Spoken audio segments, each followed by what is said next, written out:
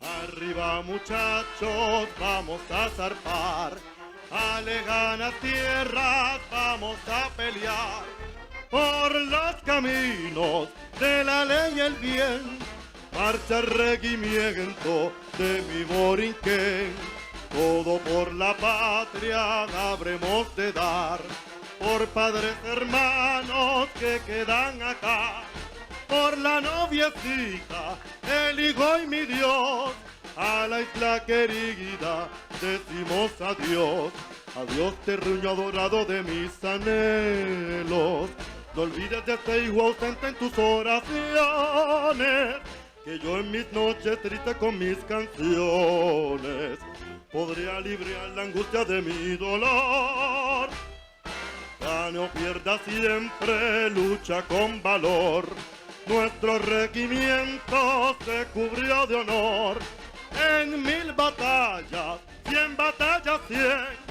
Siempre cara al viento, marcha regimiento de mi Borinquen, de mi Borinquen.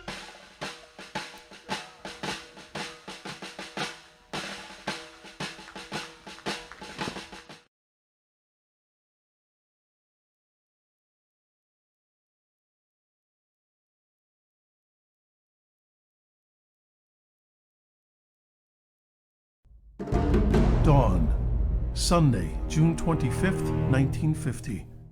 Soldiers of the North Korean People's Army, aided by a barrage of artillery, crossed the 38th parallel. Escalating tensions between North and South were now plunging the Korean peninsula into all-out war. Within days, the South Korean capital of Seoul was captured. The invasion caught the United States off guard. Obligated to its fledgling ally in the South, the U.S. hastily regrouped, preparing to send a force to meet the onslaught from the North. A shell of its World War II power, the U.S. military was met with early setbacks and driven to the extreme south of the peninsula, to the port of Pusan, where they would make a final stand and wait for reinforcements from home. Among those reinforcements were men of the 65th Infantry Regiment from Puerto Rico, known as the Barranquilleers, in tribute to the island's native name.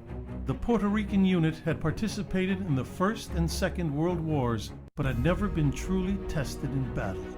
The men were immediately pressed into action, attached to the Army's 3rd Infantry Division, and taking part in the breakout from Pusan and drive north. Following General Douglas MacArthur's daring invasion behind enemy lines at Incheon, the North Korean assault disintegrated and Seoul was recaptured. The momentum turned and the Allied forces pushing north, victory appeared within sight. But hopes of victory soon met cold reality in December 1950 in a remote part of North Korea near Chosin Reservoir. The Chinese army, backed by the Soviets, had recently entered the war and launched a massive assault on the overextended U.S. 8th Army and 1st Marine Division. In one of the epic battles in American history, the completely surrounded Americans slugged their way towards safety and evacuation at the port of Hungnam.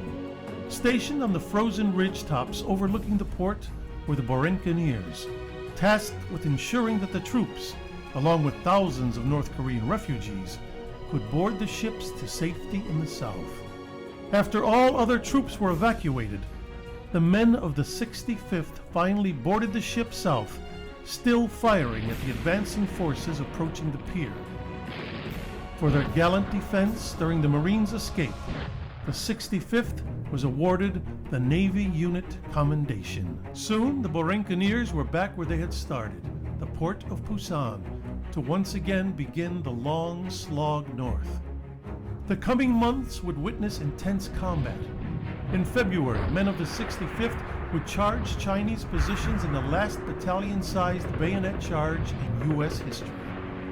In April, when the 65th came under heavy attack, Master Sergeant Juan Negron single-handedly held off the onslaught for hours, despite being wounded, until a counterattack could be organized.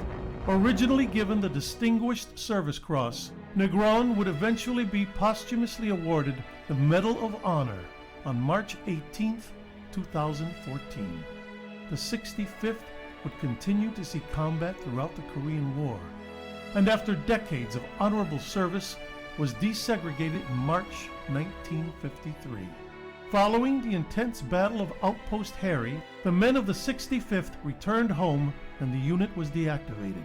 Nearly 600 men had been killed and 2,100 wounded, making the Korean War the bloodiest conflict in Puerto Rican history.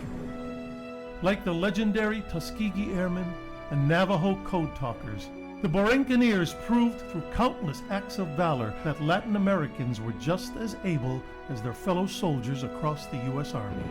Their legacy of service, most notably cemented on the battlefields of Korea, was finally recognized in 2014 when Congress voted and President Obama signed the law awarding them the Congressional Gold Medal. Please welcome veterans of the 65th Infantry Regiment from the Korean War, the Bcgm.